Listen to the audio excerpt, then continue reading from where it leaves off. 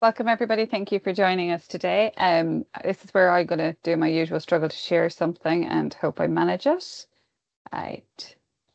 So today's discussion is on health economics, and I have been kindly joined by Dr. Alexander Thompson, who is currently a senior research fellow at University of Manchester.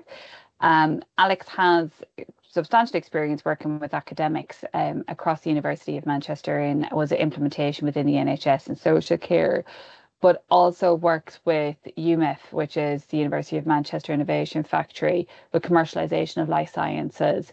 Alex also consults via his own company, AJT Economics, and Maddy Kennedy, who is a fractional CFO and owner of CFO for Growth. Maddy has extensive experience and a proven track record in supporting companies, particularly in life sciences and technology, move from inception all the way through to IPO and everything in between, and has vast experience of utilising health economics in supporting that maturity and growth of our SMEs in our sector. So for today's agenda, bit of an intro from me, an overview of health economics from Alex. Maddy will talk us through how SMEs can harness health economics using some case studies, and we'll have some time for discussion on the application of health economics. I will just give you the quick overview, and Alex will do this far better. It's a branch of economics concerned with the efficiency, effectiveness, value, and behaviour. Was it particularly with healthcare and how it was a health affecting services, and it looks at cost, benefits, and supports our decision making. So for finance professionals, very much around our decision making, and be that for our colleagues in the NHS who are potentially looking to procure and make spending decisions on off the back of health economics cases. And for colleagues in the SME side of it are looking at how they can actually attract investment or seek to be able to make a strong case into something like the NHS or a company. It really supports with pricing decisions. It can really help us understand our markets, and it provides an input into our financial modelling. There's a huge overlap of skills between health economists and finance professionals, and together that makes quite a powerful combination. So that's just a quick overview. I'm just going to hand over to Alex now, who will explain this in far, far better detail than me. Thank you. Thanks, Sinead. I'm a senior lecturer in health economics. So I'm going to put my senior lecturer hat on and give you a little 5 to 10 minutes overview of health economics, which is a big ask actually, because I spend the whole week teaching this. So this is going to be rapid. So introduction to health economics. I'm not going to maximize that because it's going to mess my screen up, but this is about market failure fundamentally. So let's start from the beginning. Our first economist, Adam Smith, Scottish moral philosopher and also economist. So he basically spoke about in his famous book, The Wealth of Nations, that the way that our society operates, the way that we produce things and consume things, particularly on the producer side, it's not from the benevolence of the baker or the butcher that we get bread or meat. It's through self-interest. And he came up with this metaphor, analogy of the invisible hand. So all the different actors in society are guided by an invisible hand that allows the market to effectively work. It's this magic invisible hand, okay? So you stick that concept into something like ChatGPT and it can produce a nice pretty picture for you. So Adam Smith was in the late 1700s, and that sort of model developed over a couple of hundred years in economics. But economics increasingly got very mathematical. And a key economist is a chap called Kenneth Arrow, and he formularized this sort of notion of Adam Smith in terms of an invisible hand, and it was called general equilibrium theory. And it basically was a mathematical way of explaining how markets work and how markets clear and how consumers come and how producers come and all the individual actors in society, just as Adam Smith suggested with this metaphor, they act to allow our society to function. So we don't just have huge piles of bread that are not getting eaten, huge piles of butter. The market is a mechanism by which these sorts of things clear. We don't have waste. It's a very efficient way of creating growth. Fundamentally, what Kenneth Arrow said was that there were some key conditions, and most importantly for health, it's about perfect information. So perfect information, that means that the buyer and the seller have got perfect knowledge of how something works, the value that they're going to get something. You go and buy a loaf of bread, you've bought hundreds of loaves of bread, you know what you're looking at in the supermarket, you know what a good loaf of bread is, you know what the price point is, you know whether you want to go for the very fancy seeded loaf or the bog standard 50p one from Aldi. You've got good information, okay. How does that work with health? It breaks down fundamentally. So this is Kenneth Arrow's key insight. So we basically set out a model for how economies work in general. And then 10 years later, we came and looked at health and said, wow, what's going on in health? Why don't we have this system? And he remembered these criteria that he came up with. And the thing with healthcare is there's incredible uncertainty and there's incredible asymmetry of information. So let me give you one example. This is manifest everywhere, but one example. You go to the doctor, you don't feel very well. The doctor knows way more about what's likely to be wrong with you than you do. So there's a fundamental asymmetry of information. So the doctor might be saying to you, you need this drug, you need that test. You just go, yeah, sure, doctor, that makes sense to me. I don't know. So you're not in a position to make an informed judgment on the recommendations that you give and the medicines that you prescribed. And it's that sort of fundamental mechanism that means that our whole healthcare system doesn't really follow this invisible hand. We have effectively market failure. Kenneth Arrow pretty sure got the Nobel Prize, and there he is talking to George Bush, getting a gold medal off him. Another key thing to bear in mind, and this explains the phenomenon that we see across the international world in terms of who provides healthcare. We have this asymmetry of information. So now an economist who is a free marketeer would say, just let the market deal with it. We can deal with things like uncertainty. We don't know when we're going to get ill. That's fine. We can just come up with an insurance system to deal with that. Another key important paper was again by Rothschild and Stiglitz, again, another Nobel Prize winning economist, Stiglitz. This idea of death spirals in insurance markets. And it's the idea that insurers, so again, asymmetry of information, insurers don't know actually what's wrong with you. You know more about what's wrong with you than the insurer does. And so imagine this model where we've got high risk and low risk people.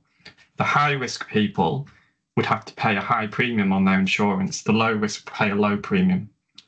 And the formal economic model that these two came up with is the idea that the high risk, because they can hide that, because the high risk people can actually hide what's wrong with them, they move to the low risk group and then destroy that market. And so the whole thing goes into a death spiral. And so we can't have private insurance. It doesn't work. There are other fundamental features, and again, this goes into the idea of asymmetry of information again. So a classic example is supply-induced demand. Supply-induced demand is this idea whereby, because a doctor knows more about what's wrong with you than you do, they can actually induce demand. So if they get paid per consultation or per diagnostic test, or they get some sort of incentive to prescribe a certain medicine, then they're incentivized to do that. And because you don't know the value, you don't know whether you need it or not, you do that. So I don't know if you've ever been to the vets. Classic supplier-induced demand. If you go to the vets, oh, your dog needs this MRI scan. Going to be £2,000. What we're going to do with that information? Not sure, but it'd be quite helpful to know. Well, that actually you should push back against things like that. Okay, so we've got basically a series of characteristics that mean we have market failure. And what has been the response from different healthcare systems across the world? Well, basically, it comes down to a few types of model. The NHS is an example of like a taxation-based model where we don't allow high risk and low risk to kind of crowd each other out in the insurance market. We get our funding for our healthcare system out of tax. So no one can game that system without trying very hard. Other countries have got different models. So they've got insurance, but where it's mandated, and then they've got top-ups for certain groups that can't afford insurance, things like that. The one outlier, generally internationally amongst advanced countries, is the US, which is a much more free market approach. And that perhaps explains some of the reasons why the US has got, again, if you look at charts showing spend per GDP spend per capita, the US is a massive outlier because basically it's ignoring these fundamental failures of the market. Okay. So I'm probably already hit my time limit, so I'm just going to go through some of these fairly fast. Another really important macro picture that we've got is that spending on health is just exploding. You know, if you're following the if you're on the news in the UK, it's here, but it's in every advanced country.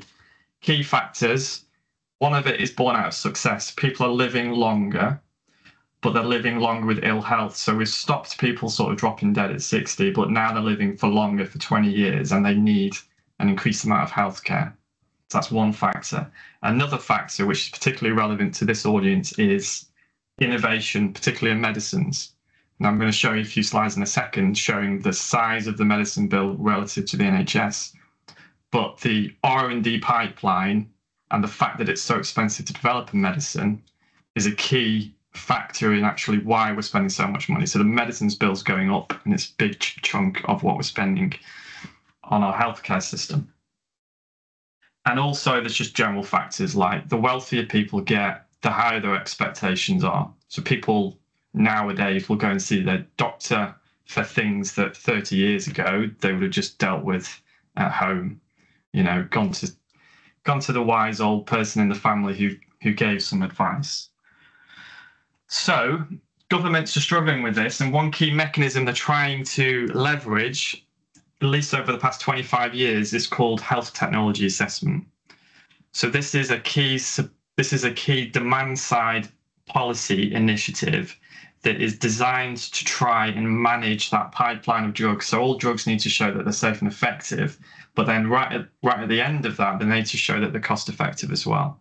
And so internationally, countries have come up with health technology assessment agencies that are looking at the cost and benefits of different types of technology, and particularly medicines, given the importance of medicines to the whole budget.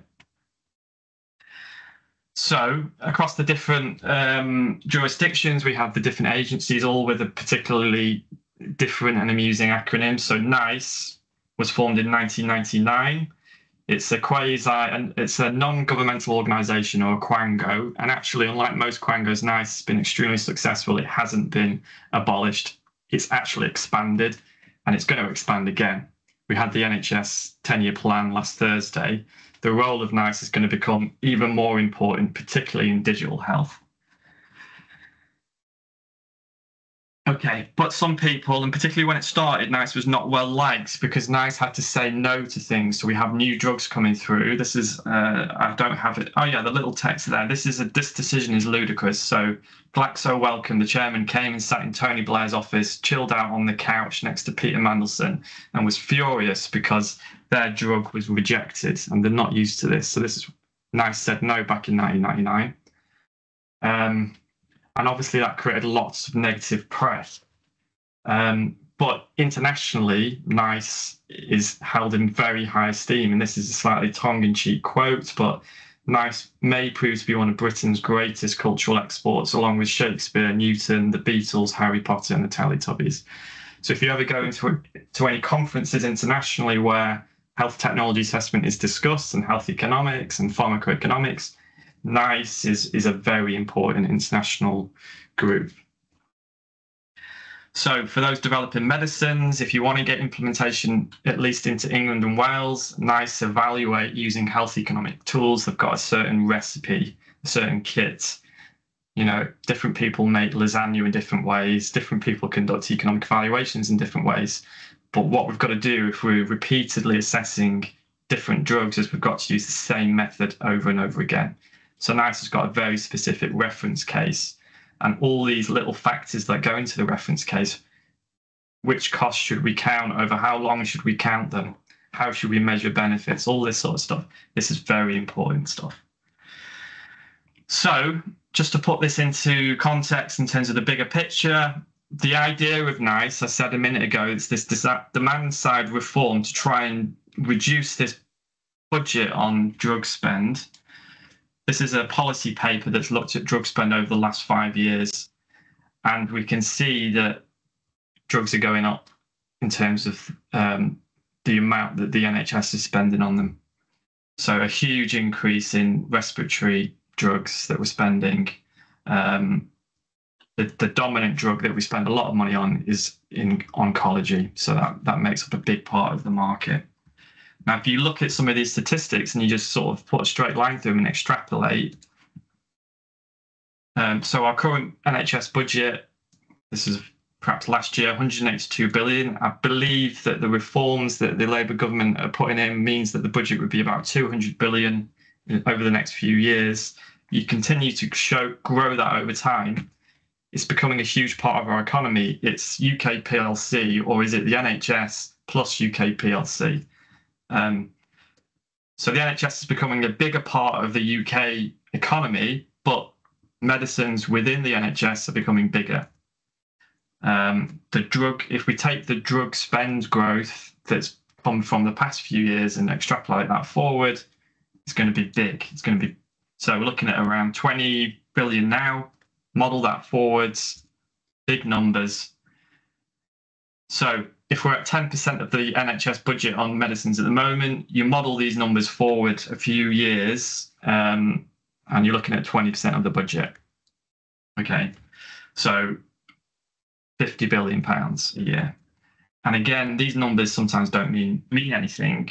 So to put these into context, £1 billion spent on drugs is equivalent to the annual budget of a whole NHS trust. 9,000 consultants, 26,000 nurses. So for every sort of chunk that we go up here, 1 billion extra per year, that's worth 9,000 consultants. So we're talking big numbers here. Okay, so that represents both an opportunity for those developing drugs, but it also shows that if you believe that things that are not sustainable at some point will stop, it makes you think about pricing. It makes you think about how can we come up with a fair way of sharing value between those who are developing innovations and ultimately those who have to pay for them, so the system. Okay, because in my opinion, these sorts of graphs are not sustainable, and we're probably starting to feel that in the wider economy now. Okay, right, that's my little bit. Thank you so much, Alex. Maddy, I'm going to go to you to talk to us about some of the case studies that you've experienced of how we've used health economics from an SME perspective, and then I'll open the floor for questions afterwards. And I have some questions that I've squirreled away that I'd actually be quite interested in exploring as well. Thank you. All right, thanks, Sinead. Thanks, Alex. So I work with SME businesses, really early stage, mostly pre-revenue, and where they are asking themselves the sorts of questions that hopefully will address some of the points that Alex was making. So is this new treatment cost effective compared to existing options? What's the potential health system saving if we adopt this innovation? And how can we prioritise limited budgets and maximum population health impact? And I just wanted to walk through some businesses that I've worked with over the last few years and what they're doing and how they are considering these questions. I'm conscious that a lot of people on the call are from the NHS, so I'm talking very much from the other side, where often the technology or the drugs haven't been yet adopted by the NHS. So one of the businesses I worked with is called Maxwellia, and what they do is they identify prescription products that address unmet healthcare needs and transform into over-the-counter brands. And this means that medicines once locked behind the doctor's appointments and prescriptions are now available directly to pharmacies and high street retailers, so empowering people to look after themselves. And it's a rigorous process they go through, known as switching, to guarantee that the brands are responsibly managed via self-care, which gives more people easier access to the medicines they need to improve their health and quality of life. So they used health economic models to show the public health and cost benefits of switching the medicines from prescription only to over-the-counter. And they modelled the NHS cost savings from reduced GP appointments and highlighted the improved access for the underserved populations. Then provided evidence to support the MHRA and investor discussions. That even as a small company, their targeted health economic evidence helped unlock regulatory approvals to drive commercial differentiation. Completely the other end of the scale, Cioxus Therapeutics is a really very early stage drug discovery therapeutic business, and they're using gene therapy to cure cancer. And here the health economic role was to model the cost savings from reduced chemotherapy and hospitalization cycles, the lower adverse event burden, so fewer side effects, and the longer progression-free survival, so the reduced downstream costs. Equally, the health economic modelling supported discussions regarding collaborations, for example, with some large businesses like BMS and the Parker Institute, informing risk share models or revenue share structures and framing commercial terms for economic value to payers. Plus, it helped with pipeline prioritization. So by guiding which indications to focus on, which oncology types with the highest cost offsets and healthcare gains. And then it helped prioritize the clinical trials where the economic benefit was maximized. Another one I worked with was another diagnostics business, and they offered home-based, My Health Checked, they offered home-based diagnostics from fertility and wellness to COVID-19 using convenient home kits, home testing kits, and lab services. Now, this demonstrated cost-saving claims. So by avoiding GP visits or private lab fees, home testing can reduce the NHS costs and private healthcare costs. The health economic role was to model cost effectiveness to quantify the savings. For example, the pounds per avoided clinical appointment, which supported pitches to business partners, so pharmacies and insurers and the NHS commissioners. Estimating the cost of the reduced GP referrals or early disease detection made it impossible to present compelling cases to retailers and employers. And by modelling the willingness to pay thresholds and competitor pricing, it supported optimal price point discussions. And then there's just one further one that I just wanted to illustrate. Tetris Pharma used health economics in their operations for their lead product, which was a Gluo, which is a ready-to-use glucagon pen for diabetes. And they emphasised the health economic benefit of a Gluo simplified delivery mechanism. It's a user-friendly two-step administration, room temperature, which reduced the risks and errors during severe hypoglycemic emergencies. They argued that this could cut out emergency call-outs, ambulance call-outs, yielding savings to the NHS and emergency services, which real-world cost savings, such as, like I said, the emergency services. One big problem that they had is, despite the compelling health economic messaging, their commercial strategy was at fault. Their supply chain costs were through the roof, which meant their margin savings were very limited. And it really demonstrated the point that they must ensure pricing and cost structures align with the savings and narratives. Otherwise, the health economics actually don't really work. So one of the lessons that we learned with them was that the positioning must be underpinned by a sustainable business model, and it must align with commercial and pricing structures. So that was all I just really wanted to cover, just to show how it could be used in real practical examples. Thank you for that, Maddy. That was really, really helpful. And I would say that, as you know, from my perspective, what we do within the Medicines Discovery Catapult is that we support SMEs who are looking at exploring and looking for investment. And where we see a huge benefit for organizations that are taking the time to invest into health economics and look at this side of thing is that they really get a sense of where their pricing should be very early. It really helps them to validate their market assumptions. And those things are really important when you go in front of an investor to actually be able to make that case. But I think one of the things I'd like to just ask a couple of questions on, and this is for all of us, so please feel free to input actually, on thinking about this. Obviously, our friends across the pond are having a very different attitude to the pricing of drugs. And if we think about drugs, particularly therapeutics and drugs at the moment, you tend to see the US pay significant sums of money, and they are now trying to deal with that. And I don't think any of us would challenge them on trying to bring down the overall cost of drugs within their country. But that is going to have an impact on us on this side of the pond and across Europe. And we're seeing this particularly come through in the Inflation Reduction Act, but there will be other measures taken. And so my question is, how do we think from a health economics perspective? How do we start to model those assumptions in? So Alex, looking at your graphs where we're seeing that huge increase in the cost of drugs already been modelled out, does that include the impact of IRA and US taking proactive action around their drug pricing? Or does that precede, those assumptions? No, it wasn't a very sophisticated model. That was just me sticking a sort of line on a graph and moving it forwards. If we continue the same trend, it's just so. I mean, we spoke about this in the sort of briefing before this meeting. It's so hard to predict how that is going to play out.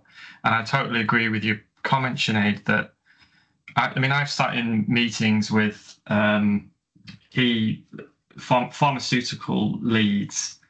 And you're talking to them about how prices are agreed, and they use the phrase "what the market will bear," and it goes back to this idea of uncertainty of information, asymmetry of information. That what the market will bear means that what is the maximum people are willing to pay, and if you don't know how effective a drug is, and if you're on death's door, you'll pay quite a lot of money for that drug. And so you can see how that has manifested itself in the US, that for some reason, actually, successive governments have managed to allow the situation where they genuinely are paying far more for the same drug than the rest of the world. And so it's interesting to see how the Trump administration has actually not sort of thrown this policy away, which the Biden group brought this in 2022, so I did my homework on this. And rather than try and just do a huge pivot like he tried to do in 2020, actually he's working within the parameters of that. So when he came in 2020, he tried to do some executive orders on drug pricing, and they got held up in the different courts. This time he's working well within the Biden framework and then trying to claim some of the credit, but he's adding his own little flavor of innovation within that framework. So he's talking about, he's basically saying that if a drug is reimbursed and what price discrimination goes on effectively. So price discrimination means that we would pay a lower price in the UK than the US and Switzerland. Basically, the Trump policy is that the most favorable price that is charged internationally should be the one that's charged in the US. So modeling the strategic implications of that is so complicated, because pharmaceutical companies will then need to think, right, okay, I'm not thinking about getting a price in that country, in that country, in that country, in that country. I'm going to get the same price, at least in that country, in the US. And the US is so important that it's going to have a profound impact. So very short answer, or very long answer, and now a short answer. That line on the graph could go off in many different directions. I suspect it's going to go up, but then it's going to have to come down because it's not sustainable. Yeah, I would agree with you. And I think one of the other impacts that this is having, and this impacts particularly the side of the fence that Maddy and I sit on, is that US money into our sector is at a bit of a standstill because of this, and actually trying to model out the health economics to support M&A type activity, because as most of you will know, ultimately SME starts up, looks to progress it as far as possible. Cost of clinical trials are astronomical. Generally, your route through is M&A up into big pharma, who then bring that through. Pricing previously, you were able to bring something through and prove efficacy fairly early and then continue to iterate your drug. But you could price it and price it and price it, and it could get higher and higher. Now under IRA, ultimately, whatever price you go to market at, after 9 years, you have to make sure that you are down at the lowest that possible price could be. So you don't get the same runway into getting your clinical trials costs recouped. And those costs, Maddy, I think currently they're up about 2 billion per was it drug? Yeah, it is as much, yeah. Yeah, so it's about $2 billion was that you're trying to recoup now before organizations start trying to. So it'll be interesting to see how that works, and I think that's something that we'll have to keep an eye on as finance professionals on how that works for us for modelling, but ultimately for the NHS as well. What does that look like then for bringing new drugs in that will continue to support? And Sinead, it's a really hard sell when you're trying to illustrate to people why things cost as much as they do. When you're looking at costs of that level to bring something new to the market, and how do you recoup that in savings? That's it. And because it's a really difficult one to challenge on the clinical trials, because a lot of the costs are around safety, and we all absolutely will wholly understand. So it really does support continued investment in how do we demonstrate safety and do so as quickly as possible. So that, not to use a phrase that I think most of us dislike, but fail fast. So if something isn't going to work, actually bring it out, because ultimately what we talk about is 2 million for every successful drug that comes through. The 2 billion there, but there could be 1 billion 10 times over that didn't make it through. And actually, if you can reduce, actually, it's not so necessarily around reducing the cost of the successful drugs, it's the unsuccessful drugs, if you can actually get to fail fast with those. And actually, how do we, as a sector, ensure that we are getting the right safety answers and efficacy answers very quickly in the process, so you're not carrying the burden of those failures into the drugs that make it to market. And that's really difficult for the SME market, because we only have a couple of molecules to go and het up. Really, it's quite a difficult one. Just it seems, in terms of that, it seems like there's this dichotomy in the policy between small molecules and biologics. So the length of time that you're allowed to get the patent for biologics, I think it's 13 years. So there seems to be some evidence that is leading to a strategic pivot in pharmaceutical companies' portfolio of drugs. So they're moving away from small molecules towards biologics, because you get that longer time to get a reimbursement. And then the specific technical details. So there's a sort of exclusion criteria for orphan drugs.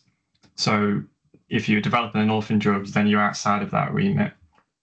I think it's really very important for developers to be very strategic, looking at the US policy to say, right, how do we fit in with this framework that's there, and should we pivot towards a completely different type of molecule or drug, depending on what they're doing in the US. It's certainly going to have a big impact on us over here. Now, speaking of the NHS, so we have a lot of colleagues here from the NHS.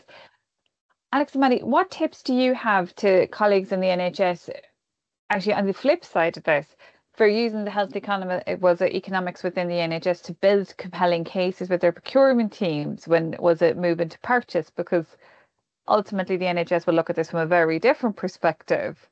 How do we make that compelling case, and what advice would you give colleagues? If I could just start with just a general observation, I have to say an awful lot of businesses I work with, we don't even look at the NHS when it comes to rolling out the drugs, because it's so difficult to get approval, and to get it through the system, and actually, like I said, they don't even look at the NHS, and they continue along a private route. But if they were, then it's focusing on cost savings and outcomes. You want to see the patient benefit and the budget impact, few admissions, reduced staff time. Using examples, pilot studies are really persuasive. yeah, and keep the business case simple. You know, what problem are you trying to solve and why now? Alex, do you have anything to add? Yeah, I totally agree. It's a very unfortunate situation when you're working in innovation, but sometimes you do have to say the NHS wouldn't recognise the value that your innovation creates, so you have to look outside of the UK. I think without getting into too much of the specifics, it's more opening up the way of thinking about benefits and costs and over what time period. So if you buy the argument that I've made about the sustainability of the international healthcare systems, purchasers, commissioners, they're looking, as Maddy said, they're looking for savings. They're looking for something that's sustainable. So you might have an upfront cost with something, but you're looking to see what that creates downstream, and you're looking to be able to tell quite a simple narrative of how that works. So we do this, we have to spend a bit of money there, but that's going to lead to this, this, and this. And if you can explain it in 30 seconds, then you've got a convincing narrative. So it's quite fun working with people to get them to think like this, because often innovators within universities or startups, they don't have this framework of thinking about health economics, about how to use the tools that we have and apply it to their problems. So it's quite nice to introduce the concepts to them and then to work it through their particular problem. No, I particularly like that. If you can say, if you can do an elevator pitch in 30 seconds, you probably actually got the case. I think it's a very useful piece of advice. And just want to open this up so it's not just, was it our voices? Would anybody have any questions for Maddy or Alex? I might even try to stumble over an answer. David. Yeah, thank you. Yeah, I've been listening with great interest, and to give you a slightly different perspective, I mean, you can see from my background now, I'm working not just in the NHS, but a particular program within the NHS that's been going on for some time and will go on for a number of years. Yeah, it's the new hospital program. Now, I've been very actively involved in not so much on the drug side, obviously, but more on benefits modelling for well, particularly digital technologies, which is a key, because we're not just building new hospitals, we're trying to build better hospitals, and digital technologies is one of the key benefits from that. Now, I've just been looking through the 10-year plan that the NHS has, and it's full of things like, we're going to expand the NHS app, they're big on wearable tech, they're big on robotics and things like that. And part of the problem that I have right now is when I'm doing benefits modeling for the new hospital program is attribution of benefit. So, we're going to have these smart hospitals and everything, but we don't have a do nothing as an option, because without the program, hospitals would still be investing, as we've seen, in key digital technologies. So I'm wondering if there's anything in the literature that can help me in defining that attribution.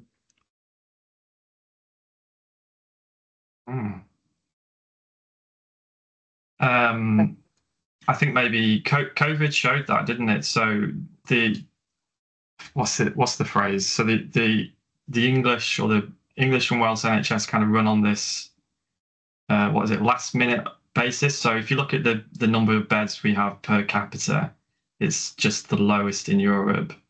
But then when the crisis hits, we have no capacity to do anything. And I think it's kind of, unfortunately, economics is not used in a good way, in my opinion. We don't value things properly. So like the infrastructure of the system, we don't really think about the sustainable value of elements like that. We're just looking too much at the short-term costs. So if we valued good hospitals that are designed well properly, we would invest a hell of a lot more in them than we do, versus just constantly firefighting every single problem. That's a very difficult thing to do, though, because politicians are very reluctant to have white elephants and spend all this money on something and then find out that, no, we should have designed the whole system differently. So they're very risk averse. but it's a general problem in the UK. Like, we can't build a railway line, can we? We can't really build anything. And it's because the way that we value things doesn't really truly reflect the value of them. We're too short-termist. We discount things too much. So discounting is a technical term in health economics. It's like, how much should benefits in 50 years' time, how much should we value them? And we value them almost in terms of nothing. So we're always discounting future things too much, which means that we're short-termist. And you can take that into like preventative medicine. So we don't really value preventative medicine because we discount future events too much. We don't really value installing good infrastructure in the country because we discount future events too much. So when I'm teaching health economics, I often start with a quote from John Maynard Keynes, who is a very famous economist from the 1930s. He says that practical men are usually the slave of some defunct economist from the past, and it's very true.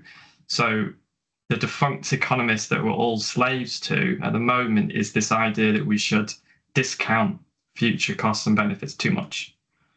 And because of that, we're very short-termist in everything we do. So that's my opinion. Alex, you said that we in the UK have the lowest beds per capita. Yeah. Have we any examples across the globe of countries that are doing it well? Because I'm a big fan of borrowing with pride. So, you know, from a finance perspective, it's always good to look at what somebody else has done, because it helps you build your case, doesn't it, David? If there's a country that's doing it well and we can actually see that their overall per capita costs come down as a result of that upfront investment, we could use that as a case study. Do we have an example of a country that's doing it well that we could borrow from?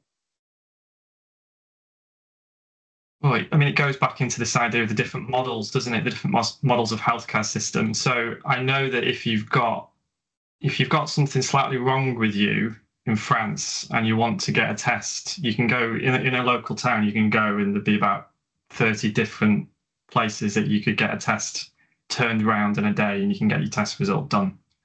In the UK, you'd be waiting weeks and weeks and weeks to get a test, and so you know there's a big movement, rightly so, to catch disease early, because if you don't catch disease early, it can get worse. You miss cancer, it's too late.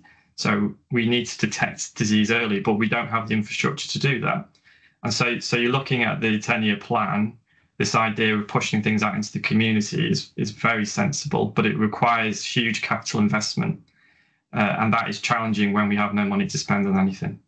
But if we'd done that 20 years ago, then we wouldn't have been in this mess now. It's the same with nuclear power plants, it's the same with train. We're just too reluctant to invest in infrastructure, again, in my opinion. And it's so difficult to get it through as well. I mean, one of the businesses I worked with, the ones that are trying to take prescription only medicines to over the counter, the hoops they have to go through and the cost of doing that to save the money that, you know, to be able to make the drugs available more widely is just extraordinary. And if COVID taught us nothing else, is that, you know, home testing and so on is possible, but the cost of getting there to be able to make it more widely available is huge. Just borrowing from COVID, so I think one of the examples that we have is how long it took us and how much it cost us to stand up the testing facilities, because we just didn't have them. And again, we've chosen the UK to wind those back down again. So God forbid it happens, something happens again, we'll have to go through all of that again. I think there's some costs in there, David, that you might actually be able to, I think in the public record now, due to the public inquiry, that you'd be able to actually see just what those costs of stand up are. They're far greater. And obviously was it the Florence Nightingale hospitals that we had to stand up quite quickly? That's all some cost that's gone. You know, there's nothing for it. You know, a lot of that stuff has either probably been mothballed somewhere or just not ever been used again. So there's a lot of sunk cost that goes into that. Actually, if you had invested that into more long-term infrastructure, to Alex's point, 20 years ago. So I do wonder, actually, is modelling off the COVID costs and those stand-up costs, actually, would they be useful for you to be able to look at those health economics? Because that's a proven case study. Yeah, I mean, I've already had some discussions around the thing with COVID. It's perhaps more of a tangent to the discussion we're having here, because it was more for me looking at, we've obviously had a huge backlog in the system as a result of COVID. We're still working our way through it, and in different disciplines, for example, it's different in cancer to other cases, but we're working our way towards a notional steady state. So I've been doing some modelling in terms of when that might be and what it might look like. So it's absolutely a relevant study that we have, as you say, very factual and defined costs.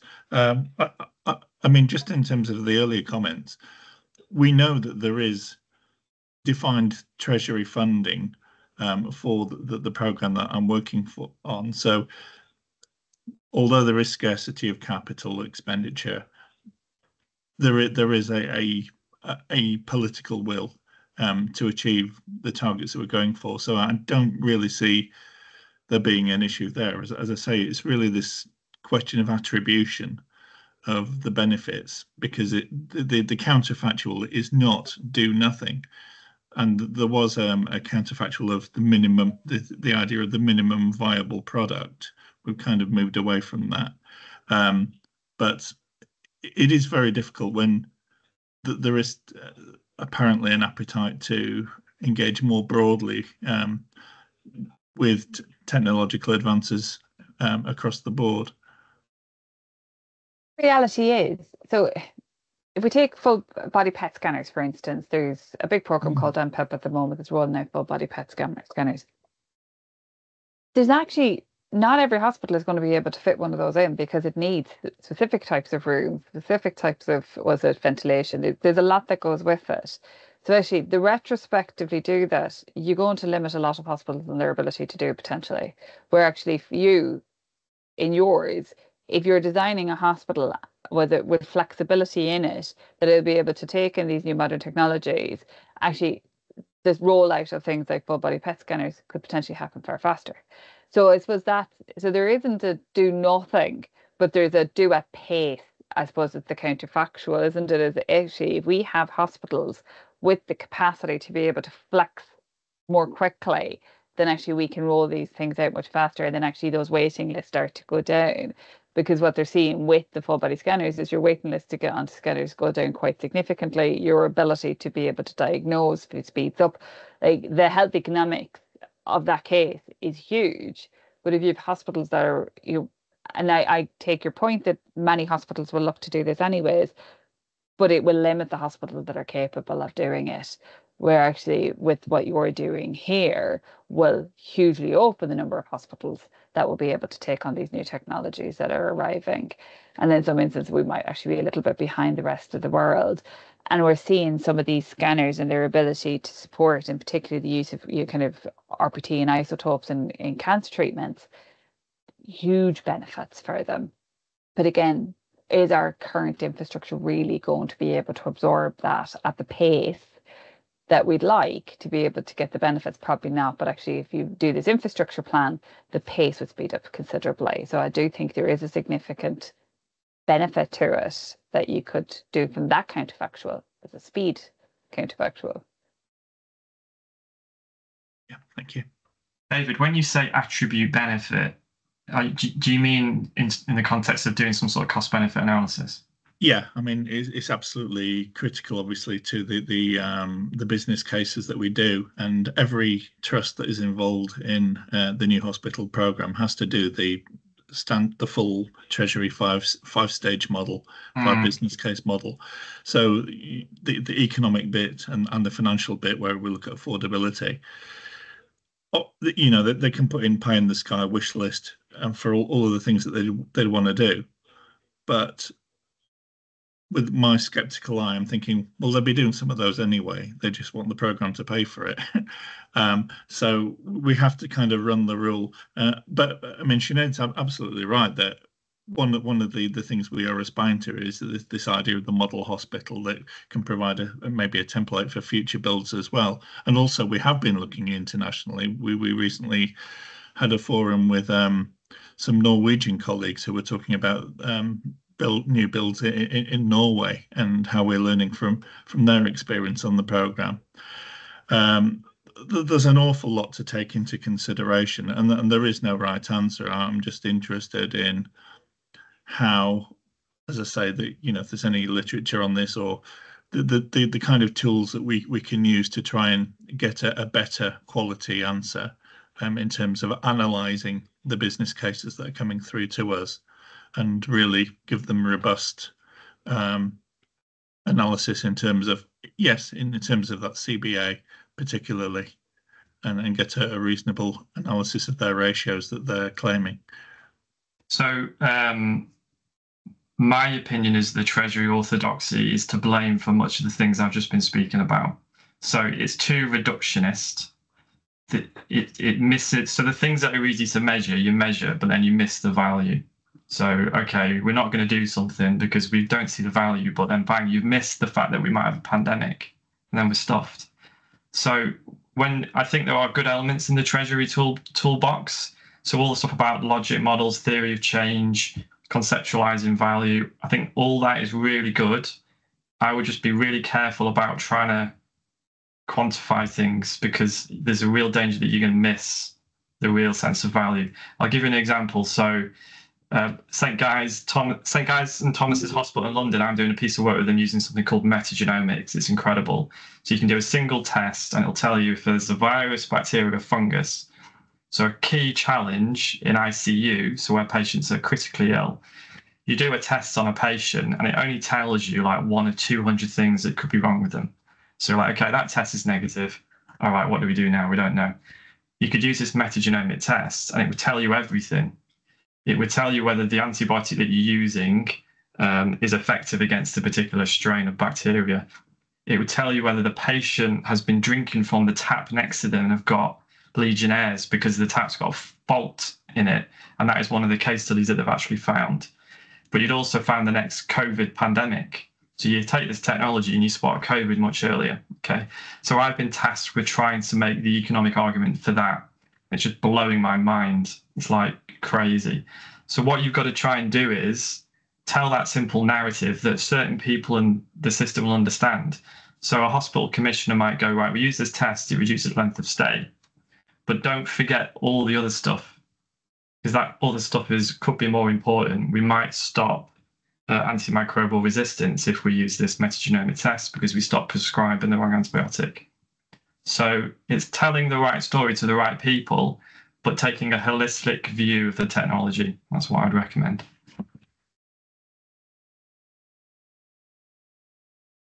I, for one, hope you're successful in making that case. That sounds absolutely incredible as a step forward for it. I'm just conscious of time. If anybody else has another question, I think we probably have time for just one more. Although, to be fair, David, I think we could probably all take days on yours because it sounds absolutely fascinating, and it's such an incredible project to be part of. Well, if anybody does think of anything outside of this, I think Petra will be circulating contact details. We'd be more than welcome. More than happy to take questions offline. We thank you all for attending. I particularly want to extend my thanks to Alex and Maddy, without whom this would not have been possible. I am a bit of a health economics geek. I think it's a hugely important part of what we do, and a really complementary a skill set for finance professionals who work within healthcare and life sciences. So I really do thank Alex and Maddy for bringing it to life for us, and I hope you all feel was it absolutely open to reach out to us separately. Thank you very much, everyone.